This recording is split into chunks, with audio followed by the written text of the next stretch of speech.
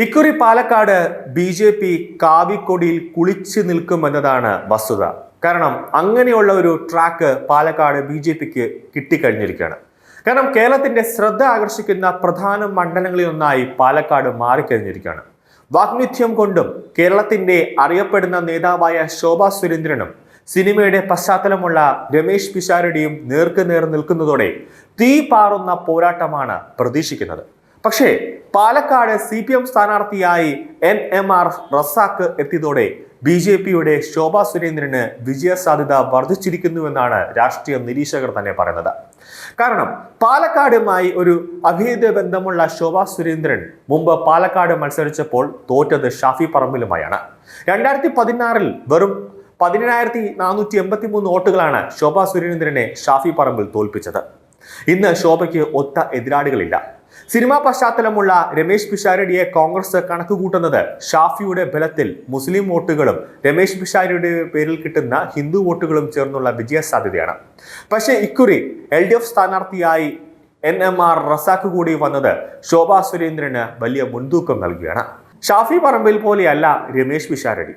രാഷ്ട്രീയ പ്രവർത്തനങ്ങളുടെ പാരമ്പര്യവും രമേശ് പിഷാരടിക്ക് ഇല്ല.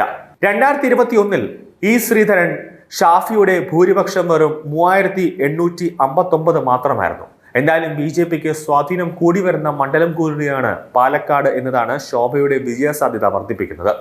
2016 40,076 വോട്ടുകൾ ശോഭ നേടിയിരുന്നു. മമ്മൂട്ടിയുടെ അനുഗ്രഹം വാങ്ങി എത്തുന്ന രമേശ് പിഷാരടിക്ക് പക്ഷേ ന്യൂനപക്ഷ വോട്ടുകൾ മുഴുവൻ പെട്ടിയിലാക്കാൻ അത് മതിയാവാതെ വരും. NMR റസാഖിനെ സ്വതന്ത്രനായി നിർത്തുന്നതിലൂടെ ന്യൂനപക്ഷ വോട്ടുകളിലും നിഷ്പക്ഷ വോട്ടുകളിലും വിള്ളലുണ്ടാക്കാമെന്ന കണക്കുകൂട്ടലാണ് LDF. പ്രദേശത്തെ പ്രമുഖനായ ഹോട്ടൽ വ്യവസായിയാണ് റസാഖ്. എന്തായാലും ശോഭാ സുരേന്ദ്രന്റെ കരുത്ത് രമേശ് പിഷാരടി ഇപ്പോഴേ തിരിച്ചറിഞ്ഞിട്ടുണ്ട് എന്നതാണ് യാഥാർത്ഥ്യം. അതാണ് മണ്ഡലത്തിൽ തന്റെ പ്രധാന എതിരാളി ബി.ജെ.പി. ആണെന്ന പിഷാരടിയുടെ വിലയിരുത്തലിന് പിന്നിൽ. എന്തായാലും ശോഭാ സുരേന്ദ്രന്റെ രാഷ്ട്രീയ പരിചയവും അവരിൽ പാലക്കാടുകാർക്കുള്ള വിശ്വാസവും പകരം വയ്ക്കുവാൻ പിഷാരടിയുടെ സിനിമ താരമാണ് അല്ലെങ്കിൽ ആ ഒരു ഗ്ലാമറിന് കഴിയില്ല എന്നാണ് പൊതുവെയുള്ള നിലപാട്. നേരത്തെ തന്നെ ചുവരെഴുത്തുകൾ നടത്തി ശോഭ ആദ്യ റൗണ്ടിൽ തന്നെ ഏറെ മുന്നേറി കഴിഞ്ഞിരിക്കുന്നു. കാരണം പാലക്കാട് ബി.ജെ.പിക്ക് വലിയ രീതിയിലുള്ള വോട്ട് വിഹിതം ഓരോ തെരഞ്ഞെടുപ്പ് കഴിയുന്തോറും വർദ്ധിച്ചു വരുന്ന ഒരു സാഹചര്യമാണ്. കൂടാതെ ശോഭാ സുരേന്ദ്രന്റെ ഒരു സ്വഭാവം എന്ന് പറഞ്ഞാൽ പെട്ടെന്ന് തന്നെ സ്ത്രീകളെ, അതായത് വനിതാ വോട്ടർമാരെ അടക്കം പുരുഷൻ വോട്ടർമാരെ അടക്കം നിമിഷ നേരം കൊണ്ട് കയ്യിലെടുക്കാൻ, അത് ശോഭാ സുരേന്ദ്രന്റെ വാക്ചാരിത്യം ഉപയോഗിച്ചുകൊണ്ട് കയ്യിലെടുക്കാനുള്ള ഒരു തന്ത്രം ശോഭാ സുരേന്ദ്രന് ഉണ്ട്. അതുകൊണ്ട് തന്നെയാണ് വലിയ രീതിയിൽ ശോഭാ സുരേന്ദ്രന്റെ പണ്ട് തന്നെ ശോഭാ സുരേന്ദ്രൻ പാലക്കാട് തന്നെ കോൺസെൻട്രേറ്റ് ചെയ്തുകൊണ്ട് അവിടെ ഓരോ നീക്കങ്ങൾ നടത്തുന്നത്. ഇപ്പോൾ കോൺഗ്രസിന്റെ തന്നെ അറിയാം, രാഹുൽ മാങ്കൂട്ടത്തിൽ പെണ്ണ് വിഷയത്തിലടക്കം പാർട്ടിയിൽ നിന്നും പുറത്തായി. രാഹുൽ മാങ്കൂട്ടത്തിന്റെ പേരിൽ ഒരുപാട് കേസുകളുണ്ട്.